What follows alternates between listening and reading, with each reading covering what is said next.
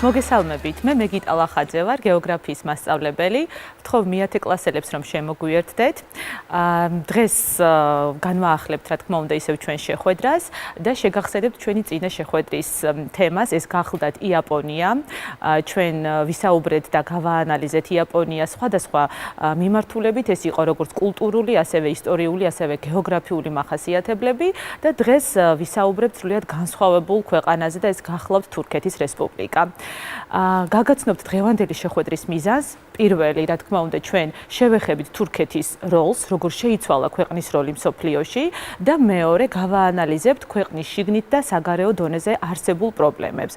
რა თქმა უნდა, ბოლოს მე შევეცდები ერთგვარი საფიქრალი დაგიტოვოთ და თქვენ უკვე თქვენი მოლოდინები ჩამოგიყალიბდებათ სამომავლოდ თუ როგორ შეიძლება შეიცვალოს ქვეყნის ეკონომიკა ერთ-ერთი მნიშვნელოვანი დარგის მიმართულებით, როგორიც გახლავთ ტურისტული ინდუსტრია.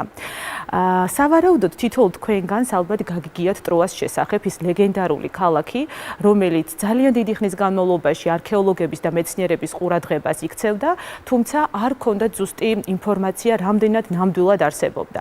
საბოლოოდ, რა თქმა უნდა, აღმოჩნდა სწორედ და აღმოჩენილი იქნა ეს ქალაქი გათხრების შედეგად, არქეოლოგიური გათხრების შედეგად და სწორედ ამ ქალაქის შესახებ ისტორია ძველ ბერძნულ ეპოსში არის გადმოცემული, ჰომეროსის ბერძნულ ეპოსში და საბოლოოდ ამ ყველაფერმა რეალობა და რეალური სახე მიიღო და სწორედ ეს ტერიტორია ტროა მდებარეობს დღევანდელი თურქეთის დასავლეთ ნაწილში, მარმარილოს და ეგეოსის ზღვების სანაპირო ტერიტორიაზე დაახლოებით ამ ტერიტორიას მოიცავს და არაჩვეულებრივად იყენებს სწორედ თურქეთი ტროას და არა მარტო ტროას, ძალიან ბევრ ძველი ცივილიზაციების მიერ შემორჩენილ კულტურულ ძეგლებს და ნაშთებს ისეთი ინდუსტრიის განვითარებისთვის, როგორიც გახლავთ ტურიზმი. ეს ამ თემას ჩვენ აუცილებლად გავაგრძელებთ და კიდევ უფრო მეტად ჩაუღმავდებით, თუმცა მე მინდა ერთი მნიშვნელოვანი კითხვა დავსვა. როგორ ფიქრობთ, რატომ აქვს თურქეთის ტერიტორიას ასეთი სტრატეგიული მნიშვნელობა? რა როლი აქვს ქვეყნისთვის და რა როლი აქვს მსოფლიოსთვის? მოდით დავიწყოთ თვითონ, რა თქმა უნდა, გეოგრაფიული მდებარეობით. თუ ჩვენ შევხედავთ პოლიტიკურ რუკას, აქ დავინახავთ შემდეგ რამეს, რომ თურქეთი მდებარეობს ევროპისა და აზიის გზას შესაყარზე. ეს არის ტრანსკონტინენტური ქვეყანა, სწორედ ის ქვეყანა გამონაკლის ქვეყნებს შორის, რომელიც ორ კონტინენტზე მდებარეობს და ასეთი ქვეყნები მათ შორის გახლავთ თურქეთთან ერთად ყაზახეთი, ასეთი არის რუსეთი, ეგვიპტე და პანამა. გარდა ამისა, აუცილებლად ჩვენ უნდა განვიხილოთ მცირე აზიის ნახევარკუნძული, ძველი ცივილიზაციის კერა, რომელიც დღევანდელი თურქეთის ტერიტორიაა, აზიური ნაწილი ანატოლია, რომელიც გამორჩეულია თავისი მთიანი რელიეფით და რომელიც დამაკავშირებელ ხიდს წარმოადგენს. ეს არის ლევანტის რეგიონს, თქვენ ხედავთ რუკაზე, სირიასა და ერაყის ტერიტორიაზე და პალესტინის და ასევე ირანის დამაკავშირებელ ხიდს სამხრეთ-დასავლეთ ევროპასთან. თვითონ რეგიონი და ანატოლიის ტერიტორია გამოირჩევა ნახევრად მშრალი სემიარიდული ჰავით და თავისთავად ეს ბევრად სირთულეებს უქმნის ქვეყანას სხვადასხვა საქმიანობაში, განსაკუთრებით სასოფლო-სამეურნეო საქმიანობის განვითარების თვალსაზრისით, თუმცა თუ ჩვენ დავაკვირდებით მარმარილოს ზღვის ტერიტორიას, რომელიც უფრო ნაყოფიერი ტერიტორიები და მიწებით არის შემოფარგლული, ის უფრო ბევრად ათვისებულია და განვითარებულია. სწორედ აი ამ დაბლობ ტერიტორიაზე მდებარეობს თურქეთის ეკონომიკური, სოციალური და კულტურული და პოლიტიკური გული ქალაქი სტამბოლი, რომელიც უმნიშვნელოვანესი პორტია თავისთავად და ასევე წარმოადგენს მნიშვნელოვან კომერციულ ცენტრს. თვითონ სტამბოლს სიდიდით მეორე ქალაქი გახლავთ, სტამბოლია პირველი სიდიდით ქალაქი ქვეყანაში, ხოლო მეორე ქალაქი არის ანკარა, ქვეყნის დედაქალაქი. ანკარა მოგვიანებით იქნა დედაქალაქად მიღებული, ქვეყნის ცენტრალურ ნაწილში მდებარეობს და თავიდან ეს იყო ჩვეულებრივი პროვინციული ერთი პატარა ქალაქი, თუმცა სწორედ დედაქალაქის სტატუსის მინიჭება მას საშუალება მისცა, რომ გამხდარიყო უფრო მეტად განვითარებული და უფრო მეტად ვრცელი მოსახლეობის თვალსაზრისით. მესამე ქალაქი კი გახლავთ ქალაქი იზმირი, რომელიც ასევე სანაპირო ხაზში მდებარეობს და გამორჩეულია ასევე თავისი საპორტო მნიშვნელობით და ასევე კომერციული მნიშვნელობით. თურქეთის გეოგრაფიული გამოწვევა გახლავთ ცენტრალური რეგიონის ანატოლიის, უფრო მეტად კიდევ აღმოსავლეთი ნაწილის ათვისება და თავისთავად სტაბილური ეკონომიკის და განვითარების შეტანა. ამ ყველაფერს ართულებს რთული გეოგრაფიული პირობები, რთული რელიეფი, თუმცა დასავლური ნაწილი საკმაოდ განვითარებულია. მე რამდენიმე წუთის წინ ვახსენე, რომ სწორედ უფრო მეტად არის ათვისებული განსაკუთრებით შავი ზღვის სანაპირო, ეგეოსის და მარმარილოს ზღვის სანაპიროები, მჭიდროდ არის უფრო მეტად დასახლებული, ხოლო ეს ცენტრალური ნაწილი უფრო მეტად აი ამ სირთულეების გამო ნაკლებად არის თურქეთის ტერიტორია, ეს ტერიტორია განვითარებული. გარდა ამისა, თვითონ თურქეთი თავისი წიაღისეული რესურსებით არის ცნობილი, უფრო ნაკლებად არის ცნობილი ენერგეტიკული რესურსებით ღარიბია, თუმცა ისეთი მნიშვნელოვანი რესურსები, როგორც არის რკინა, ვერცხლისწყალი და ბოქსიტები, ეს წიაღისეული ქვეყანას გააჩნია.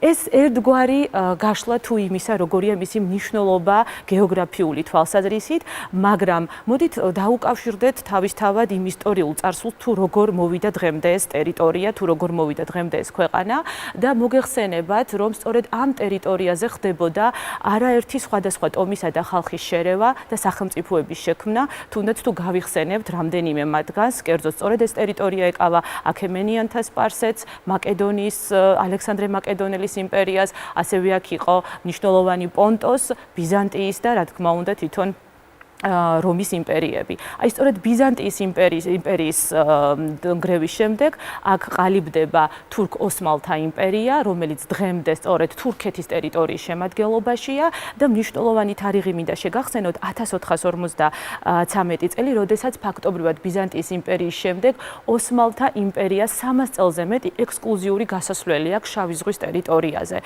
და მის გვერდით რეგიონი ტერიტორიების ათვისება ხდება, მათ შორის სამხრეთ კავკასიის ტერიტორიების სხვადასხვა დროს, როგორც სამხედრო, ასევე სხვადასხვა პოლიტიკური ნიშნით მოახერხა სწორედ ამ ყველაფრის ათვისება.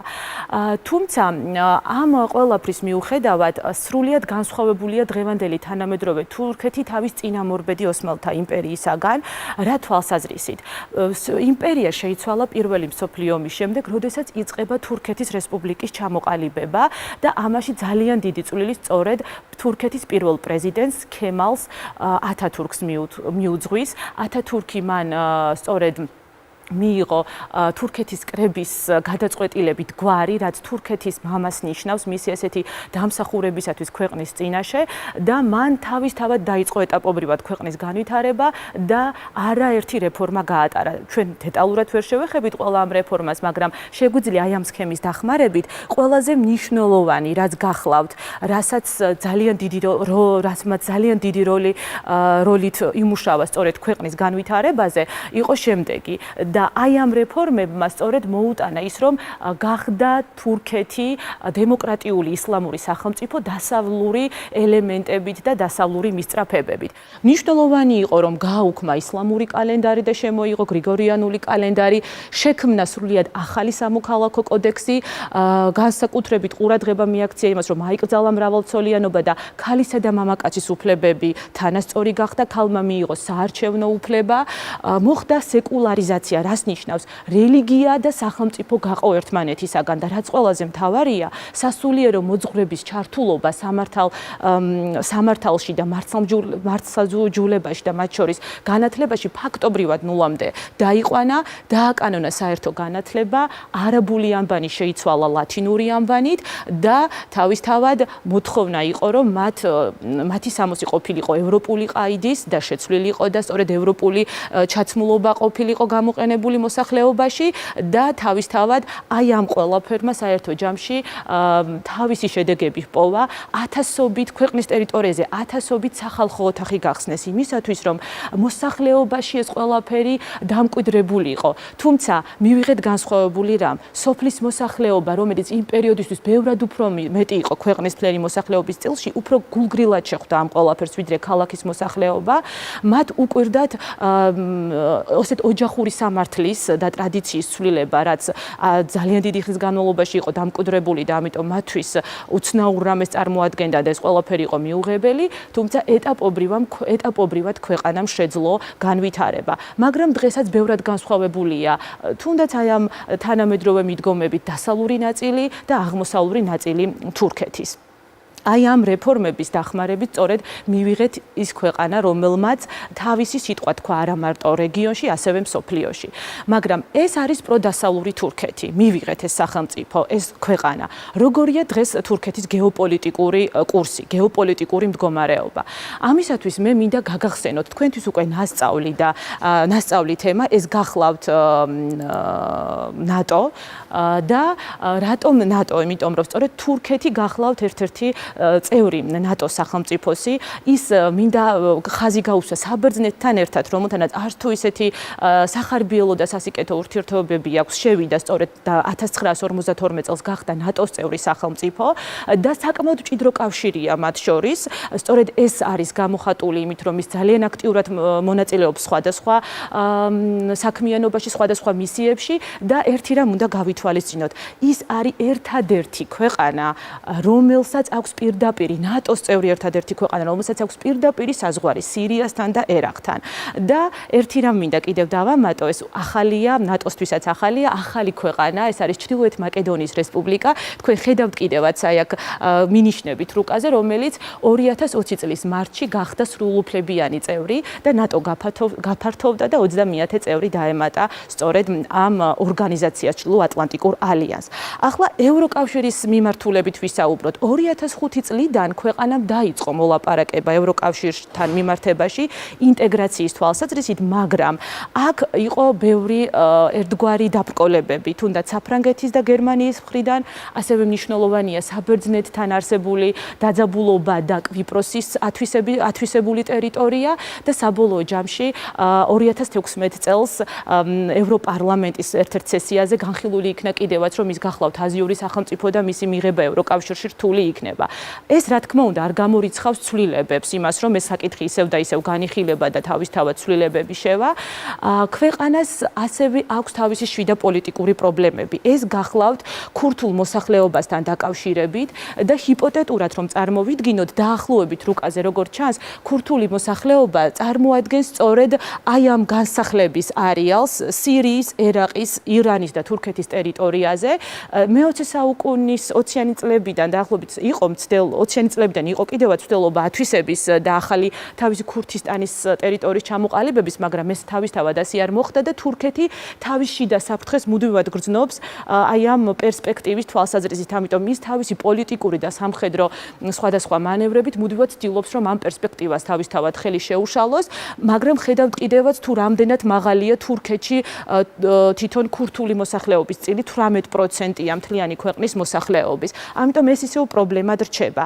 ასევე შიდა პოლიტიკური პრობლემად რჩება ათათურქიზმისა და ზომიერი ისლამიზმის დაპირისპირება. გავიხსენოთ, ათათურქიზმი ეს იყო უფრო ევროპული მიმართულება, ხოლო ზომიერი ისლამის შემთხვევაში უკვე ქვეყანაში ისე ვიწყება ისლამიზაცია ქვეყნის და ასე დროს რაღაცნაირად გამოთქვამს ერთგვარ პრეტენზიას ძველი ოსმალთა იმპერიის მემკვიდრეობის არაფორმალურად აღდგენის, თუმცა ეს ჯერ ისევ რა თქმა უნდა კითხვის ნიშნის ქვეშ არის. მე დავიწყე ტურიზმით. ახლა მინდა რომ დავასრულო გაკვეთილი, მაგრამ დავასრულო ერთი მნიშვნელოვანი რამით. ტურიზმი ვთქვით რომ მნიშვნელოვანი ინდუსტრიაა თვითონ ქვეყნისთვის და თუ ჩვენ შევხედავთ აი ამ დიაგრამას, აქ გარკვევით ჩანს 2012 წლიდან 2018 წლამდე როგორ გაიზარდა მთლიანში და პროდუქტში წვლილი მოგზაურობის და ტურიზმის.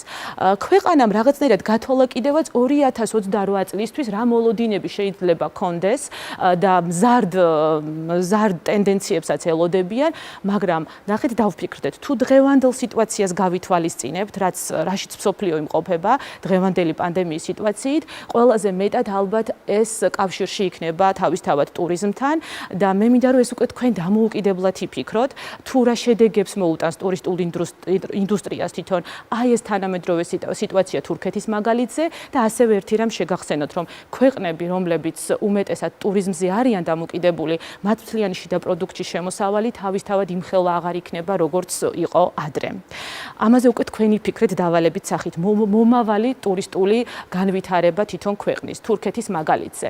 და შევაჯამოთ, მოდით ახლა ჩვენი გაკვეთილი, შევეხეთ თურქეთის საგარეო და შიდა პრობლემას, ქვეყნის როლს და ძალიან მნიშვნელოვანია ეს კულტურული ნაზავი ევროპის და აზიის და ძალიან მნიშვნელოვანია, რომ სწორედ ეს ქვეყანა იყოს დემოკრატიული და სტაბილური სახელმწიფო, რადგან ჩვენ სამეზობლოში ძალიან მნიშვნელოვანია უსაფრთხო და მშვიდობიანი გარემო თავისთავად საქართველოსთვის. ახლა კი მე მინდა რომ დაგემშვიდობოთ, გისურვოთ მშვიდობიანი დღეები და მომავალ შეხვედრამდე.